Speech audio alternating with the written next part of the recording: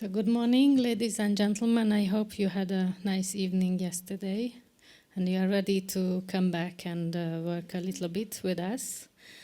The morning panel is about a fascinating topic that we mentioned a couple of times already yesterday, is to how to do awareness raising on anti-discrimination. We said that there is a low level of understanding what is discrimination and even lower about the anti-discrimination legislation and framework in most of the countries, including the European Union countries. So I would be really curious how one member state, Poland, and Ukraine as an associate member of the European Union would do awareness raising campaigning on the anti-discrimination legislation and framework. So I would like to welcome our moderator Irina and to give the floor to the panelists. Thank you. Thanks, Sophia. Good morning. And yes, campaign might be an interesting topic. And the main question for me in this topic is who's supposed to do campaign? Is it the state that's responsible for promoting anti-discrimination legislation and making it known to citizens and non-citizens, or is it civil society responsibility? Who's supposed to talk about discrimination? Who's supposed to make it easy, understandable, and raise that awareness? Or nobody is supposed, and it's not needed. So I hope we will start with that, and I'm passing the floor to Agnieszka MIKULSKA from Helsinki Foundation, Poland. What you've been doing in Poland, how successful your campaigns were. So firstly, thank you very much for inviting me for this conference. It is always nice to hear that we are not only one who are struggling with the same problems. And I have to be brief, so I'm going quickly to the timeline. I would like to start with the kind of timeline because all this anti-discrimination game, let's call it like this, it's kind of the process. So we have started as everyone, as all the country during the accession period.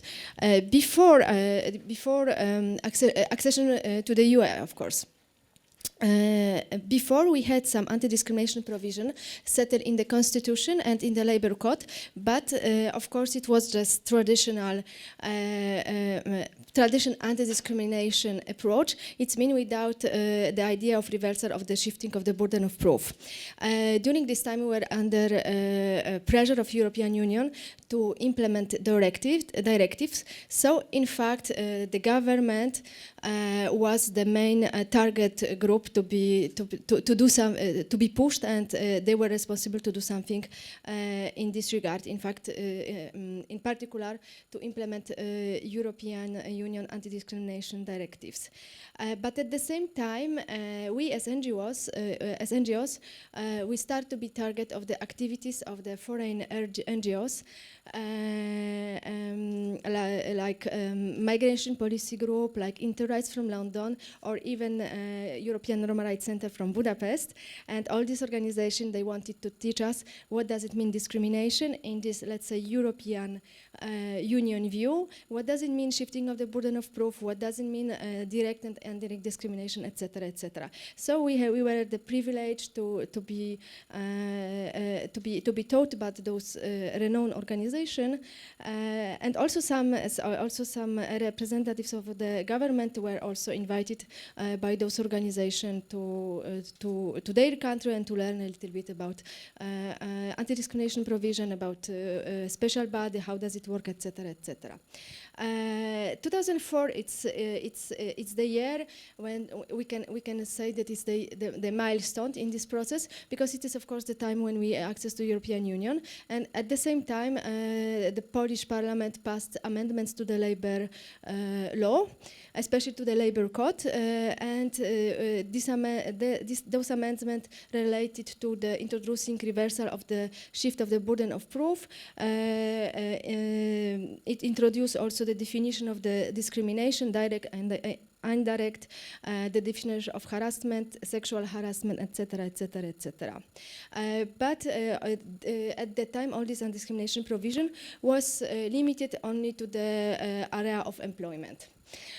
During the next period, 2004 and 2010, I'm calling this transition period.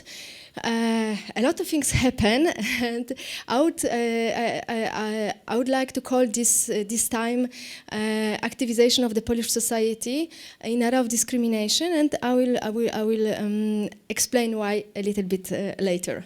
The next milestone is 2010. This is the time when the Polish Parliament passed the Act of Equal Treatment. In fact, this act has a much longer and more complicated name, but for everyday use, we are calling this act on Equal Treatment.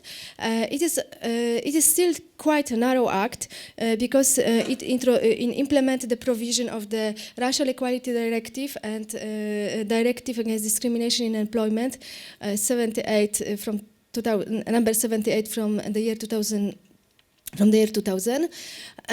So, in fact, at this moment, the anti-discrimination law is narrow, and it does not provide the equal protection to all the vulnerable group.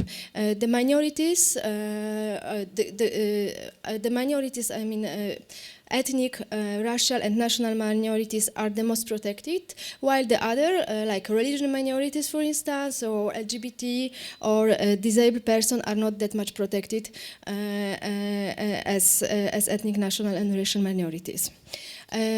What is important also to mention that the Act of Equal Treatment introduced the idea of National Plan of Equal Treatment, which is right now implemented with, let's say, medium success. And the next period, I'm calling this golden age, between 2010 and 2015. I'm saying golden age because in 2 weeks we have election, and probably we will have quite a right-wing parliament, which means that probably most of the anti-discrimination activities, especially those which are realized on the governmental level, will be quite limited. And the other reason why I'm thinking that it was a golden age, but it's changing now, is the reaction of the Polish society, as I learned yesterday, not only Polish society, towards the idea of receiving migrants from Syria. We are facing the really amazing wave of the hate speech on internet, in media, and also on the Polish streets, which in fact we didn't expect before. But I'm coming back to the topic of the today's conference. So the transition period, 2004, I would like to remind you, in 2004 we have already anti-discrimination law settled in the labor law. But quickly after, in 2005, 2007, we have so much that period. I don't want to be so politically involved, but still, it was the time when we had quite a right-wing parliament and of course government, and one of the first decisions of this government was abolishment of the governmental plenipotentiary for the equal status women and men, which was in fact the institution who was responsible for introducing anti-discrimination directives before. So in fact in that office all the works about on amendments of the Polish law were done, and so it was abolished. So in fact it was let's say we jump in the limbo after on this level. In 2008, the new government create new body, plenipotentiary for equal treatment. It was also attached. This plenipotentiary is also attached to the government, but we had bad luck because the person who was in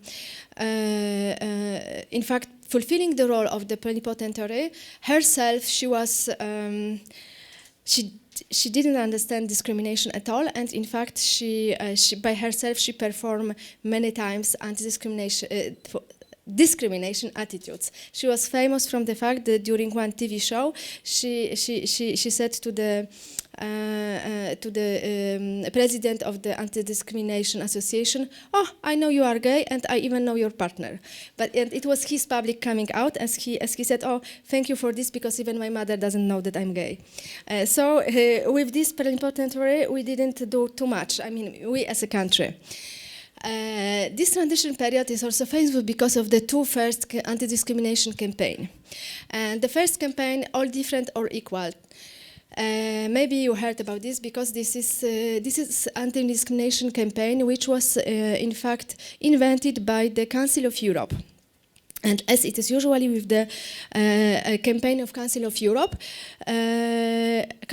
expects that the government will conduct a particular campaign in its country and provide money for that. But as we were in that period, and with the government, which was not so much interested with discrimination, the Minister of Education, who was supposed to be leading this campaign, he said, "Oh, never ever forget it." And what was the reaction for this? At this moment, the civil society, the organization who just started to work in the anti-discrimination area, we decide, okay, so if not him, then me, then us. Without money, without leading organization, in fact, at the beginning, without any ideas, we start to conduct this campaign in the way how we could. We had the first meeting in our conference room at the Helsinki Foundation, but only because we have the biggest room, and we were trying then during several months to do some activities for discrimination, for instance, like workshop, diversity days in some libraries or in some cultural places. There were so-called life libraries organized. Is it understood, this term?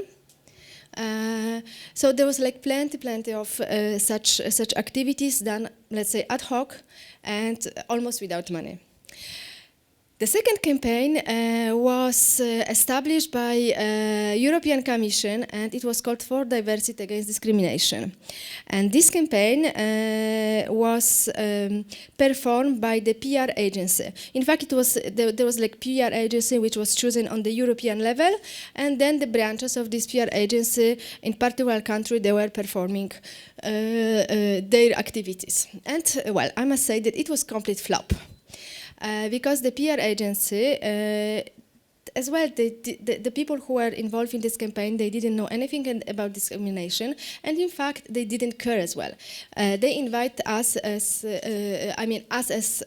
some NGOs to cooperate, but the cooperate was really tough, especially from the day when during the meeting, in fact, during the break, they start to saying, let's say, the truth, that, well, this discrimination is a really difficult product to promote.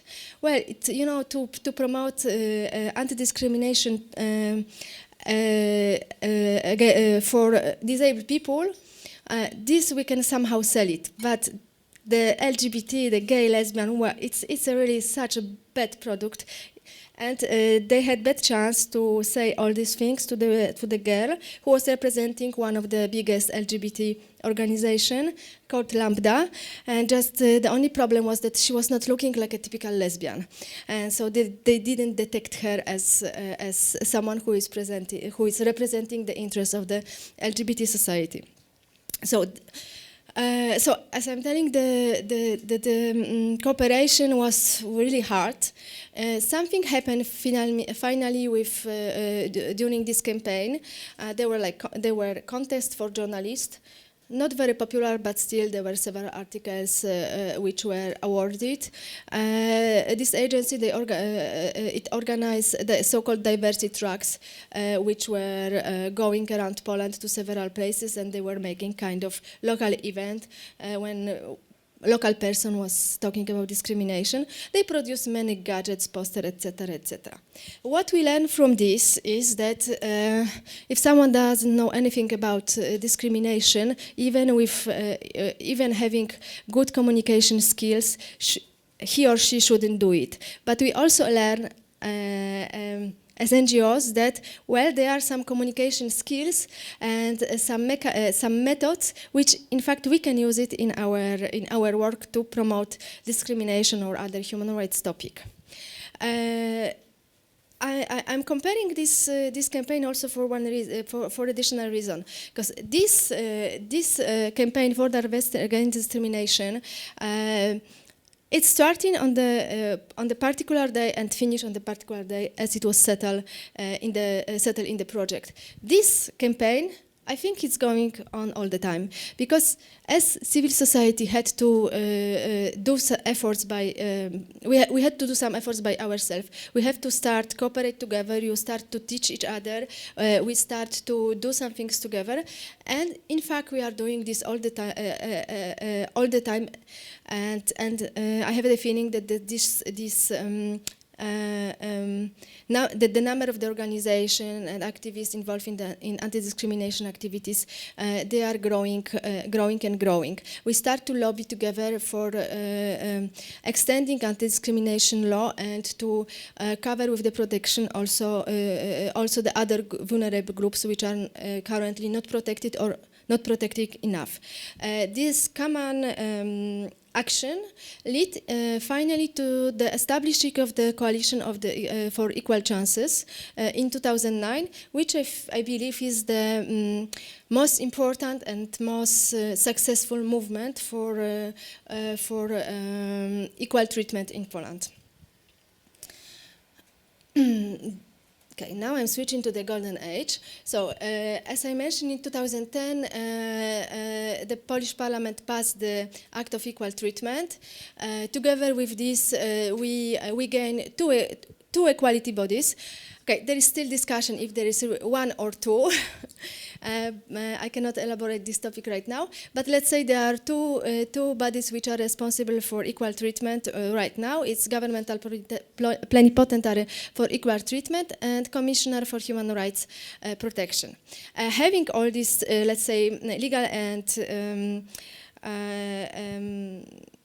and state structure to combat discrimination and to promote equal treatment, we as a civil society, we are able to extend our action in this regard. So I listed, let's say, the kind of action which we are doing. So first group, there are various legal action. So firstly, the most important legal action, in fact, is lobbying for amendment to the Act of Equal Treatment, and which include also preparing those amendments. The other thing is lobbying in the Parliament. During the work on the pieces of the law which are somehow related to discrimination, or it can be, the amendment to the civil code, but it could be also work on the other pieces of legislation, especially on the sensitive issue which is legalization of the partnership union, which is a tough topic in Poland, and we are working for years for this without success for time being. But each parliament is working and is under pressure of the NGOs to do it. No success for time being. We are also, as a legal action, what we are doing is also holding the cases, but we don't have too much of them, and for the reason which was already mentioned several times yesterday. Thanks to all these activities, of course, there is a lot of legal analysis on the particular issues which are drafted during last years. So I can say that we have really now we have really quite nice library on anti-discrimination law. The other branch of the activities is monitoring and research in the area of discrimination. It includes effectiveness of the anti-discrimination law. Of course, as we know, it's not too much effective for time being. There is also an organization, or River Coalition organization, which is monitoring the system of education and, in fact, how the rule of equal treatment is reflected in the school curriculum. And from time to time, they are presenting report how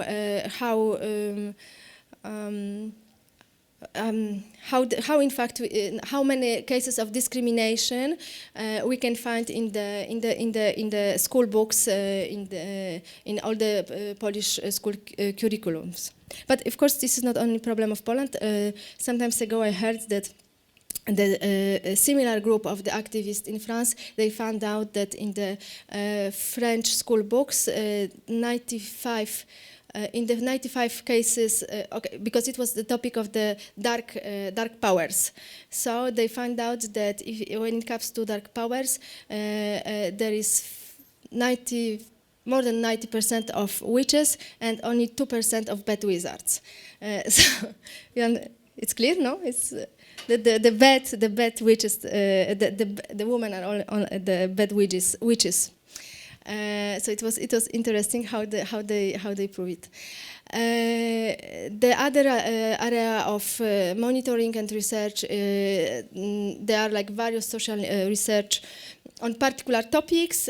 For instance, discrimination of the migrants in employment, because we found it out as one of the most important topic when it comes to protection of the minorities, ethnic minorities, in fact.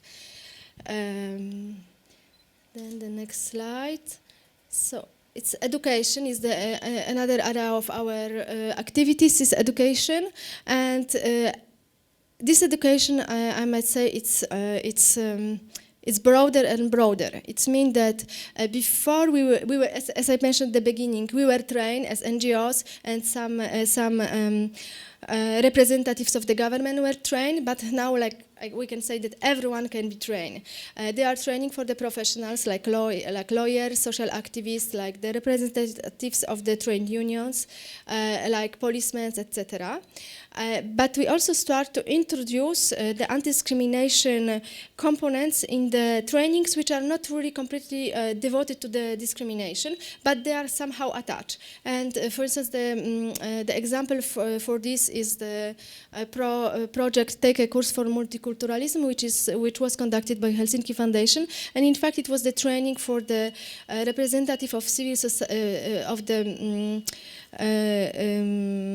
municipalities, for the teachers, medical staff, for policemen, etc., for all the people who are working with the migrants. And it was like the broad training, how to deal with migrants, it was about anti-discrimination law, it's about how to conduct the training, blah, blah, blah, blah, blah. And also it includes a very personal anti-discrimination training, just to make those people sensitive about this, how the person who is discriminated against can feel. The other interesting thing about education is that it went from the really legal workshops to the workshop about workshop which focus on discrimination and fighting discrimination, but by using different kind of different methods. The methods like building coalition, the methods like introducing code of conduct into the schools, to the offices, to the any institution, how to conduct monitoring, how to conduct advocacy for equal treatment, etc., etc., etc. And the last part of our activities, which I would like to mention, are campaigns on specific issues. So I'm coming back to the main topic of this part of the conference. We still have some campaigns, but at this moment the campaigns are not like a broad anti-discrimination campaign. They are rather focusing on the specific issues. And for instance, there was campaign, it just finished several months ago, Racism, Essayed to Fight It. And this was conducted by Ministry of Internal Affairs, and the aim of this campaign was to to convince the victim of the hate crimes to report it. And the other campaign, which is again Council of Europe campaign, and right now conducted by Young Journalists Association, is No Hate, and I think this campaign is known in your countries as well. So this particular campaign is focused on hate speech, and well, I think that it's really better. And we have more chances for the success really to focus on the particular topic and to make the campaign rich in the terms of formats method than to try to cover all the issue which is related to discrimination. Even if theoretically we can reach broader audience, I still think that it's better just to focus on the particular topic. The next slides, I know the time is running, so I have to finish soon. It's about challenges, and I will skip it because I realized yesterday that the challenges which we are facing are exactly the same as you have, and it was discussed yesterday. So I will come back. I will come to the slide which is called successes, because not only because Sofia asked me to be positive, but because I also think that we have still some successes.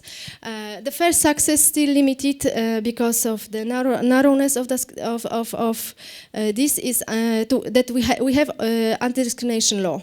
Finally, we have it. It's not perfect, but we can still work with this. There is plenipotentiary for equal treatment, which is now better established because it's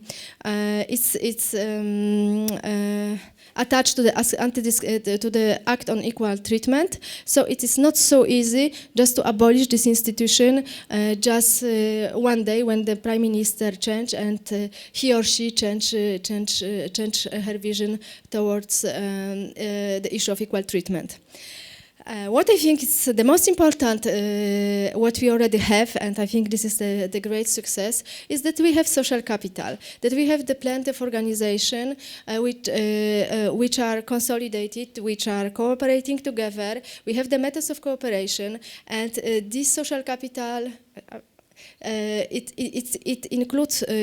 includes not only the NGOs, but also includes the other actors, like even some celebrities, some academics, some so-called city movements, some intellectuals. So there is already like a really the big, maybe not big, but still there is important part of the society who is aware about discrimination, who knows what does it mean, who is ready to fight for equal treatment. We have also intellectual capitals, because during 10 years there was a lot of people who focused on discrimination, who made PhD or at least masters on discrimination. They are already experts in the field of discrimination as such, or the experts which are like focusing on particular topics like discrimination based on the gender or based on the sexual orientation, etc. We have trainers who are able to train the other people about discrimination, and those are just the trainers who are working like a trainers, but also trainers which are already in the structure, like for instance in the police, among the teachers who can teach who can teach their colleagues in the framework of their obligatory trainings. We have finally educators who are ready to go to schools and to teach both teachers and pupils. I think we can also say that we have some kind of culture capital, which is visible already on the level of language and behavior. We already know that some words like Negro or faggot are not acceptable in the public debate. We already know, maybe or the people, for instance, who are recruiting to the work, that certain questions are not allowed. We cannot ask the woman if she's pregnant or not, or she's going to be pregnant. We are not asking during the recruitment process about someone's religion, etc., etc. Of course, it doesn't mean that everyone is like this, but we can already see the changes in the society and in the public debate, that people are more aware about the language, that there is the language, that the language is also the tool how we can discriminate or how we can promote. So I think I will finish with this. and I'm ready to answer questions. Thank you, Agnieszka. Well, I don't know what you've taken from this presentation, but I was really impressed, and at least what I noted is that when the state is responsible for anti-discrimination campaign, nothing good comes out of it.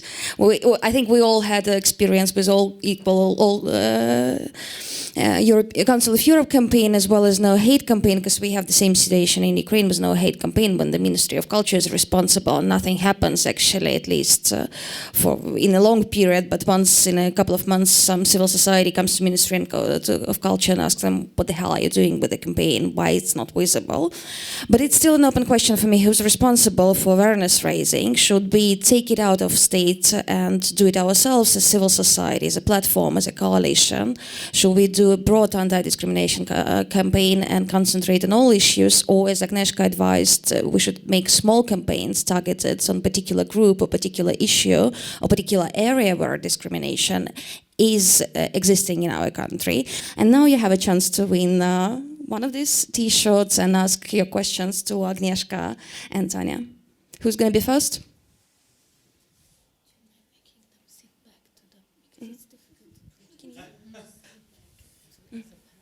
I want your t-shirt, but I'm gonna ask you a question. You mentioned that you conducted a training for policemen, and what was the outcome of this training? Does the police change the way they deal with the hate crimes, or how do you evaluate the successfulness and effects of your awareness-raising campaign, and whether it helps or not? Thanks for the question. This is the first one. We will take it, but first I want to, a few more questions. Thank you. I didn't really want to be first because I didn't want to seem like I just wanted a t-shirt, because I really wanted to ask. First of all, thank you very much, because both of the presentations were really interesting. I really admire both campaigns. And I wanted to comment on one thing. In the Czech Republic, we actually had anti-discrimination campaign, no hate crime campaign by the government. We still have it, and it's pretty successful, I have to say. So our government is, because I know that our government involved activists already, people active against hate crime on social media. And that's pretty, the campaign is pretty nice, and everybody knows it, and it induces a lot of hate crime against the campaign as well, so that's probably a sign that it's successful. I wanted to ask Agnieszka, you mentioned that you organized diversity tracks, right? Yeah. I was really curious what exactly that is. I'd never heard it before, and it sounded interesting. If you could talk a bit about it, what exactly it is, can be an inspiration. Thank you for the very interesting presentations, and I'll possibly follow up with my question, because what it seems to me is that what you are often faced and you need to tackle is not so much direct discrimination, but indirect discrimination. And then, of course, my question would be, how exactly do you assess how successful you are? And we have heard you have focus groups and some surveys, but I think this is much more of a subtle problem. And what do you think you can really achieve? And is this really something you can change in the short run, or does it need much more time? And this also relates to the question that was raised, if I understood it properly. So we do have a push of, for a universal human rights discourse on anti-discrimination. So everything is bundled together, anti-discrimination based on gender, on national or cultural origin, sexual orientation. And at the same time, you seem to engage yourself, at least from what I seen, on the more specific types of discrimination. So, in a sense, the question would be: are you standing for the point that you need to tackle the specific types of discrimination? Maybe, Poland is doing fine when it comes to ethnic minorities. It's not doing so fine when it comes to gender orientation. Maybe gender equality is an issue in Ukraine, while, I don't know, cultural recognition might not be. So which way do you think is faster to move ahead, so to say? Thank you. Okay, thank you. So I will start with the question of Sharka diversity track. Well, it was a good idea. The concept was that there is like a real truck painted with the color of the campaign, which is going from one place to another place, and then it's stopping in the middle of the particular city or town, and there is kind of small event. There are some people who are talking about discrimination. There are some people who are giving testimonies. There is a little bit music. There are some gadgets to be given to the public. Blah blah blah. So the concept is like this. But what was the problem, in fact, that the agency which was doing this, they were missing the content, they were missing the cooperators, because at the beginning of the cooperation was really tough, and then afterwards no one wants to work with them. So it's like, as a model we can use it, but you have to have someone who will, in fact, will stand on this track, yes, because it's like open track, and will be wise and strong enough to talk to the unknown audience. So yes, you can try it. I think it's not a bad idea. Just it was badly done. Regarding last question, I think we can talk about two kinds of campaigns.